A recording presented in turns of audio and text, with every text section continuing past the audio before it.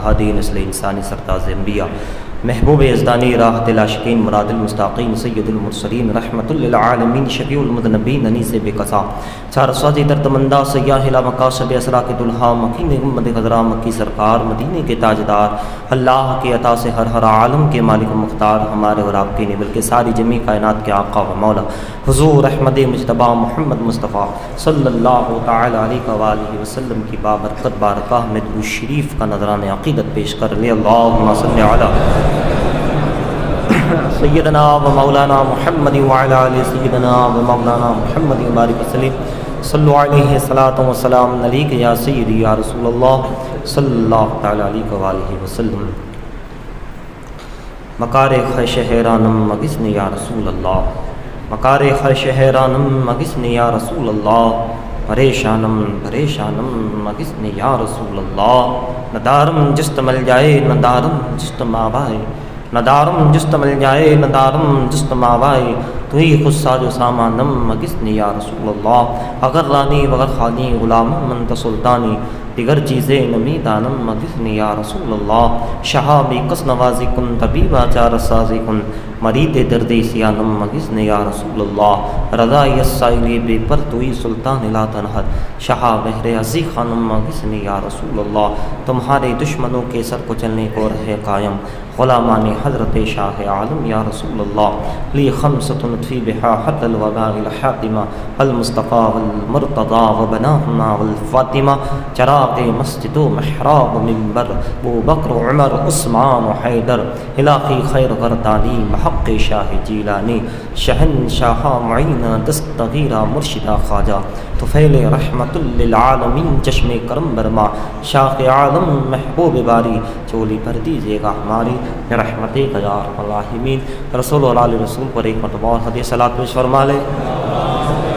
صلی اللہ علیہ نبی الامی والہ صلی اللہ علیہ وسلم صلاۃ والسلام علیک یا رسول اللہ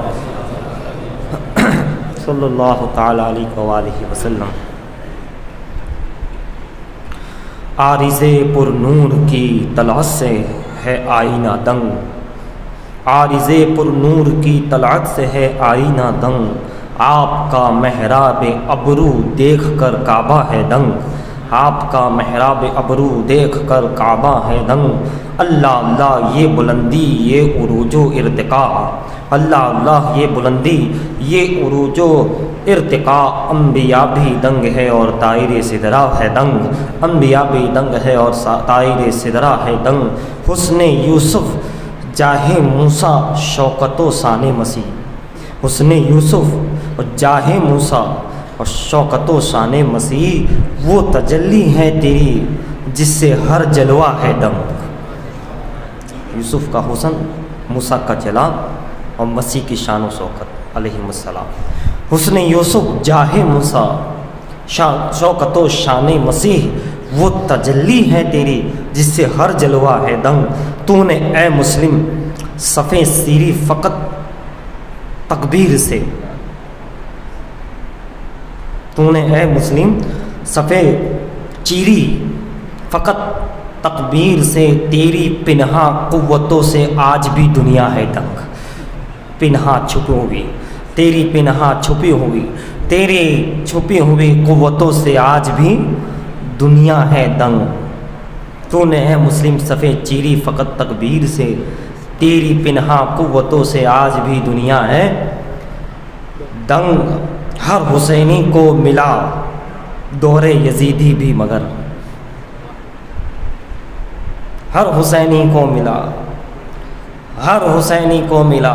دور یزیدی بھی مگر صبر و استقلال مسلم دیکھ کر غصہ ہے دنگ امام مسلم نقی صبر و استقلال مسلم دیکھ کر غصہ ہے دنگ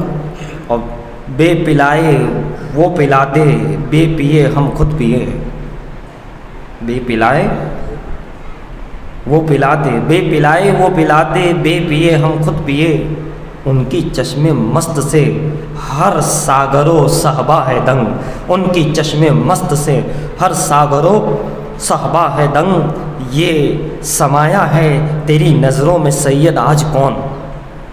یہ سمایا ہے تیری نظروں میں سید آج کون آنکھ ہے حیران دل ششدر تیرا چہرہ ہے دنگ، آنکھ ہے حیران دل ششدر تیرا چہرہ ہے دنگ، عارض پر نور کی طلعت سے ہے آئینہ دنگ، آپ کا محراب ابرو دیکھ کر کعبہ ہے دنگ۔ اللہ اللہ تو نے اے مسلم صفیں چیری فقط تکبیر سے، تیری پنہاں قوتوں سے آج بھی دنیا ہے دنگ۔ حضرات گرامی، دوسرے انداز میں مختصر دیکھیے گا کہ زبان سے کیا میں کہوں، زبان سے کیا میں کہوں، آپ سے چھپا ہے کیا، آپ سے چھپا ہے کیا، وہ جانتے ہیں میرے دل کا ماجرا کیا ہے۔ زبان سے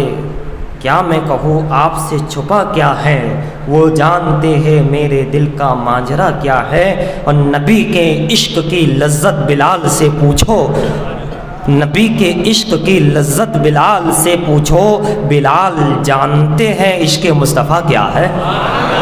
بلال جانتے ہیں عشق مصطفیٰ کیا ہے۔ اور کہاں خدا نے سر حشر بخش دی امت،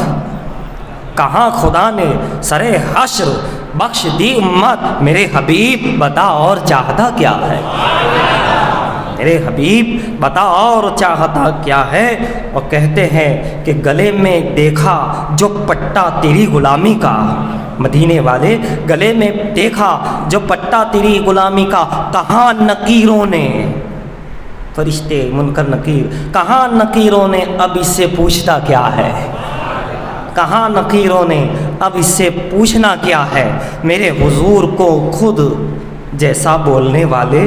تو ان کی ذات کے بارے میں جانتا کیا ہے، وہ کیا بتائے گا قرآن کے رموز بھلا،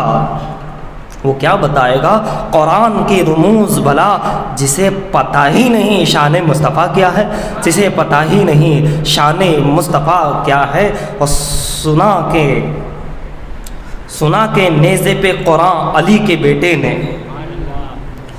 سنا کہ نیزے پہ قرآن علی کے بیٹے نے بتا دیا ہے فنا کیا ہے اور بقا کیا ہے، بتا دیا ہے فنا کیا ہے بقا کیا ہے۔ درود پاک پڑھی، اللہم صلی علی سیدنا جد الحسن والحسین وعلی آل سیدنا جد الحسن والحسین۔ دیکھ کے تیری غلامی کا پتہ، نکیروں نے کہا اب اسے پوچھنا کیا ہے۔ حضرات،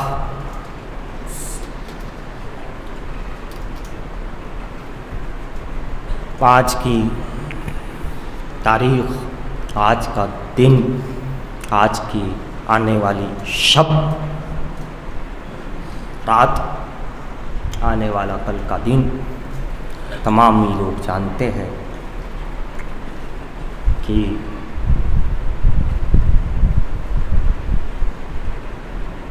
کیسا دن ہے، کیسی راتیں ہیں، کیا کرنا ہے، کیا نہیں کرنا ہے۔ گناہوں سے توبہ کرنی ہے، کبائر گناہوں سے جن کی بخشش کا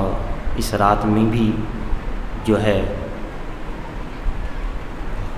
نہیں ہوتی، ایسے گناہوں سے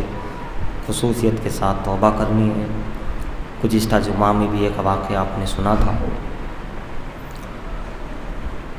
یقیناً حشر کا میدان، حشر کا میدان ہے۔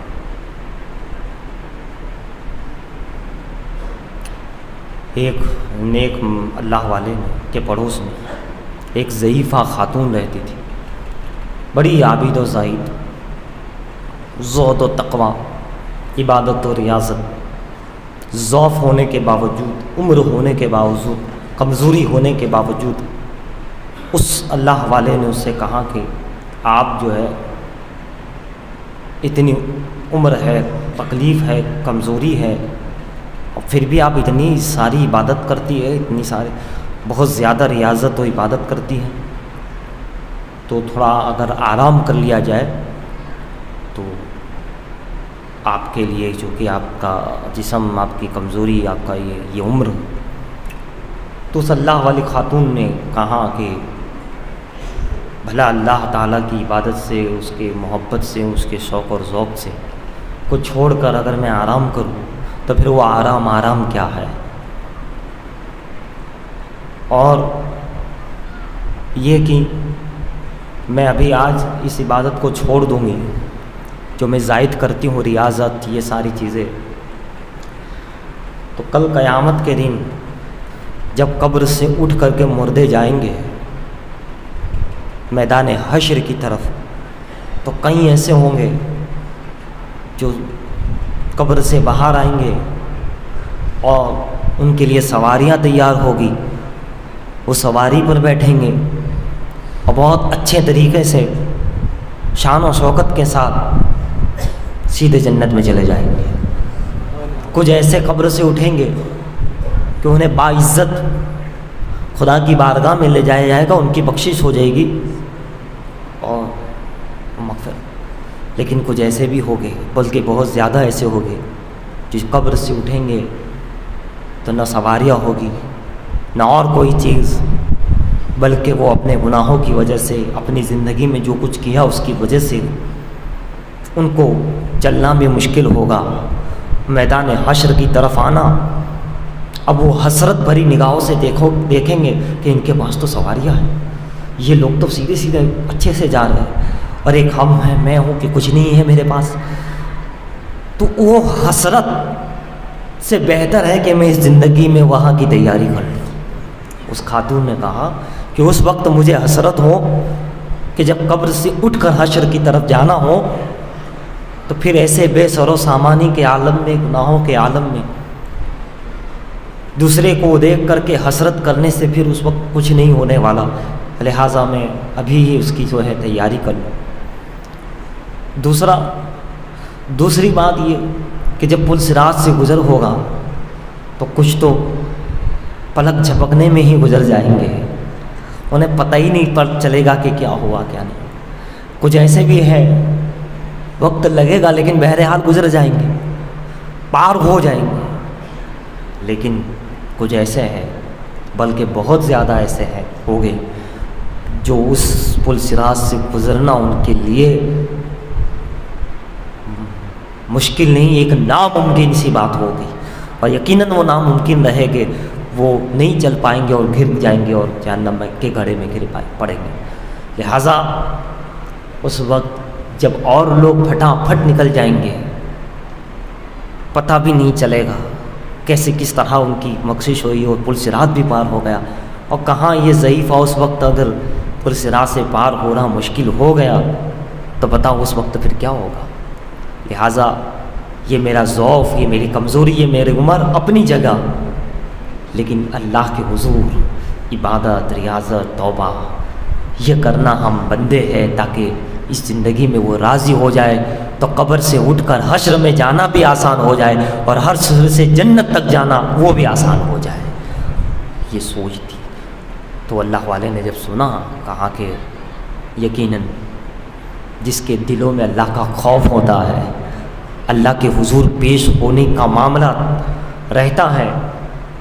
وہ یقیناً اسی طرح کیا ان کی سوچ ہوتی ہے، اور وہ اس طریقے سے ان کے لیے دنیا کی کوئی آسائش نہیں ہوتی، آرام نہیں ہوتا،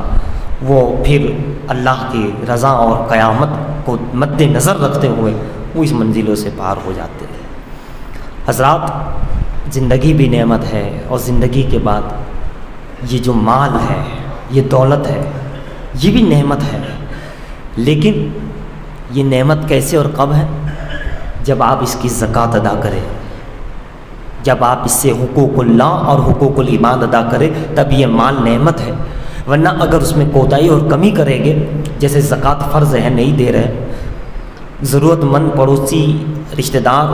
آپ جان رہے ہیں اور نہیں ادا کر رہے ہیں، اس کی مدد نہیں کر رہے، تو پھر جیسا کہ قارون موسیٰ علیہ السلام کا چچا جات بھائی خاندان سے، مگر قارون ایمان نہیں لایا،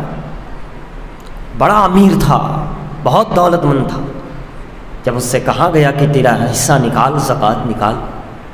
اللہ نے اتنا دیا ہے بھائی دے، دینے والے نے دیا ہے دے، چل تو اللہ کو نہیں مانتا لیکن کسی کو بھی مانتا ہو، دینے والے نے دیا ہے تو دے۔ اس نے کہا نہیں، یہ کسی نے تھوڑی دیا ہے، میں نے اپنے ہنر سے، اپنے علم سے، اپنی چالاکی سے اسے کمایا ہے، اس میں میری خوبی ہے، میں نے اس سے اتنا سارا، آپ جانتے کتنا اس کے پاس تھا؟ قرآن اٹھائیے، آیت کا ترجمہ میں پیش کرتا ہوں۔ فرمایا جو چابیاں تھی خزانوں کی، بہت سے لوگ اس کو اٹھانا چاہتے تھے، وہ چابیوں کو، جس تالوں میں چابیاں جو خزانے پڑے اس کو اٹھا نہیں پاتے تھے، چابیاں اتنی ساری تھی، اس چابیوں کے اندر بڑے بڑے خزانے پڑے ہوئے تھے، کتنی بے حساب تھا قارون کے پاس، چابیاں نہیں اٹھا پایا ہے، جس خزانے کے لوگ وہ اندر خزانہ کتنا ہوگا؟ تو حضرات اتنا دولت، اتنی مال، اتنا، لیکن صرف مال حاصل کر لینا ہی کمال نہیں ہے، دل بھی غنی ہو تو کچھ بات بنتی ہے، وہ نعمت بنتی ہو مال، ورنہ وہی عذاب ہو جاتا ہے۔ دیکھیے قارون سے جب کہا گیا کہ بھائی تو کچھ کر، یہ بیچارے غریب ہے، یہ ہے، زکوٰۃ وغیرہ ادا کر، کہا نہیں، یہ سارا مال و سامان، یہ خزانہ تو میں نے ہی حاصل کیا ہے، اپنی چالاکی سے، اپنے ہنر سے، اپنے علم سے، اپنے آپ سے محنت کر کے دیکھو۔ کہا اچھا، کہا ٹھیک ہے، اگر یہ بات ہے۔ اب وہ ادھر اصرار ہوتا رہا، لیکن وہ انکار ہوتا رہا۔ اب دیکھا کہ موسیٰ علیہ السلام بار بار بیچ میں آ رہے ہیں، میرے مال کی بھی بیچ میں آ رہے ہیں، ایک تو اللہ کی دعوت دیتے ہیں کہ اللہ کو مانو، اللہ کو مانو، اللہ کو مانو، اور دوسرا میرے مال پہ۔ تو دنیا داروں کی طرح وہ قارون کی بھی نیتیں بدلی، بلکہ میں کہوں گا قارون کی طرح آج کی دنیا داروں کی نیت بدلی۔ ارے یہ حضرت کو تو کچھ نیت بدل گئی، لگتا ہے موسیٰ علیہ السلام کو مال چاہیے، اس لیے بار بار مجھے کہہ رہے ہیں، لگتا ہے ان کو یہ ہو گیا ہے، لگتا ہے میرے مال پہ نظر ہے۔ اچھا،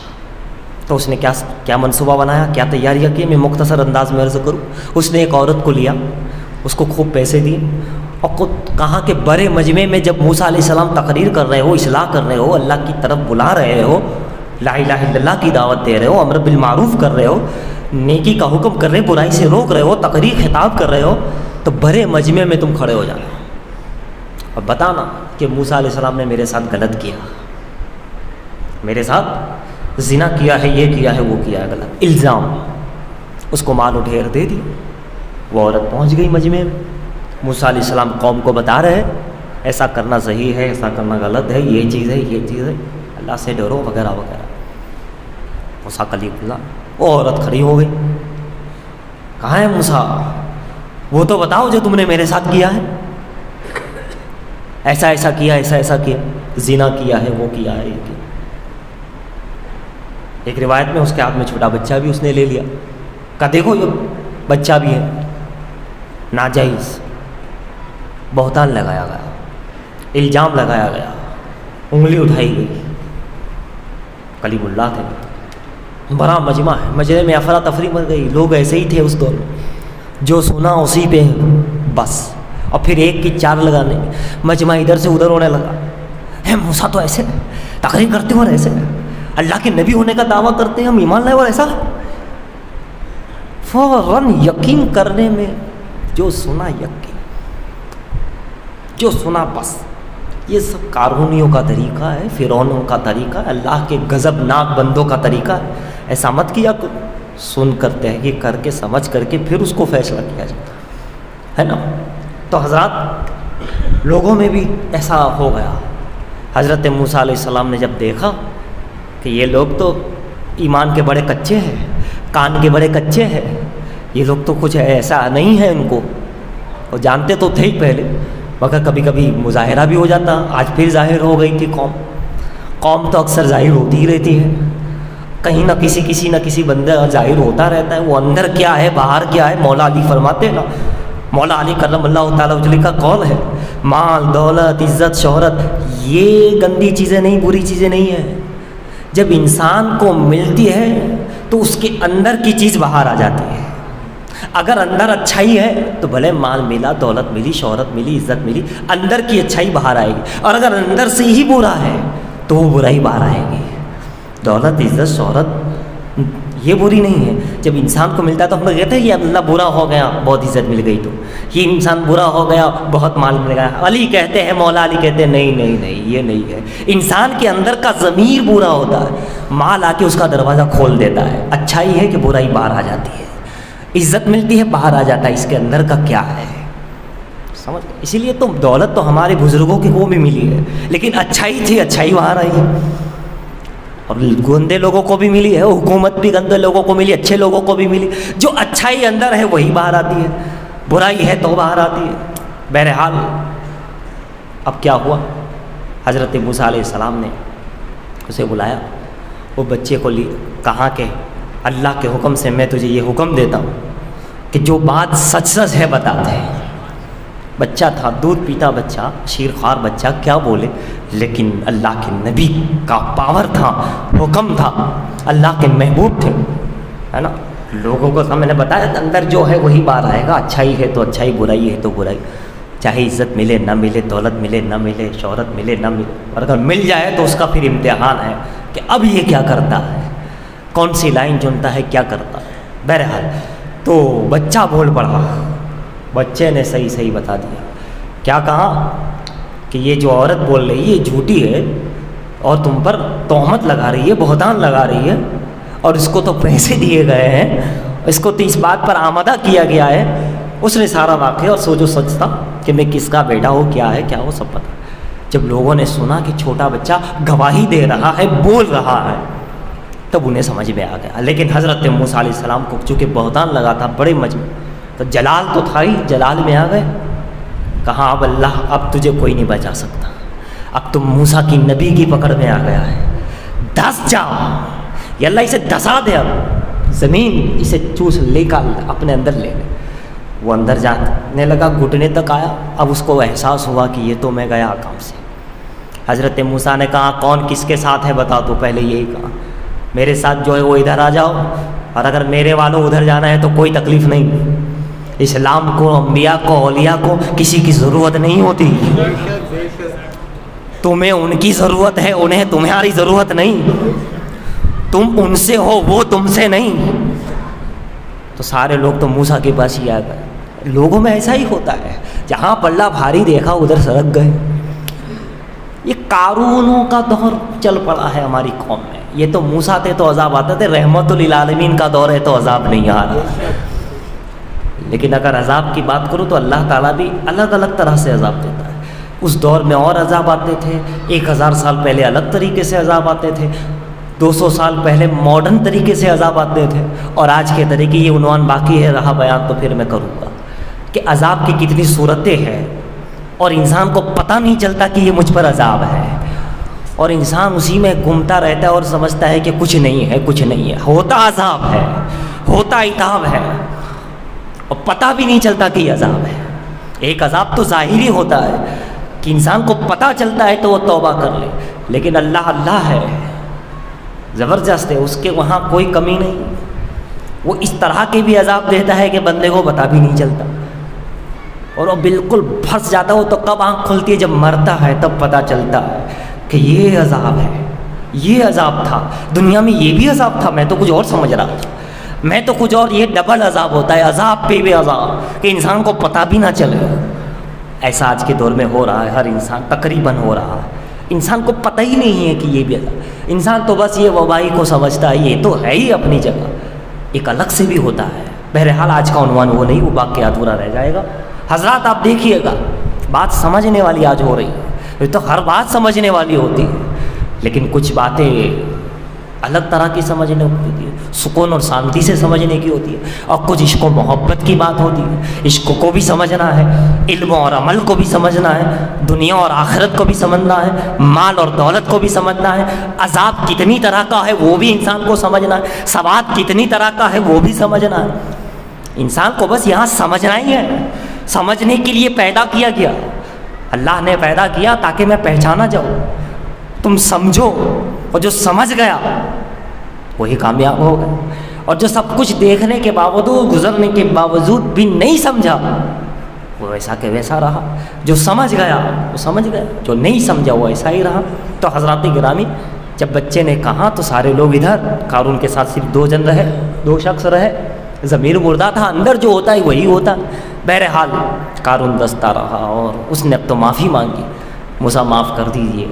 میں تو پھنس گیا ہوں، زمین نے گھیر لیا ہے، میری طاقت کے باہر بات ہو گئی ہے، یہ دولت، یہ خزانے مجھے نہیں بچا سکتے، کہا تجھے کوئی بھی نہیں بچا سکتا، اللہ کے نبی کی پکڑ سے تجھے اب ہو گئی ہے، اب تجھے کوئی نہیں بچا سکتا۔ کوئی اور پکڑ ہوتی تو نبی بچا لیتا، پیغمبر بچا لیتے ہیں، مگر جب پیغمبر کی پکڑ آتی ہے تو کوئی نہیں بچا سکتا، اب اسے کوئی نہیں بچا سکتا۔ بہرحال عتاب اللہ اور عذاب موسیٰ علیہ السلام کا چلا، دھس گیا اس کی ماں، اور قرآن کہتا ہے جس کا ترجمہ ہے اسے اور اس کے مکان کو ہم نے زمین میں دھسا دیا۔ پتہ چلا یہ دولت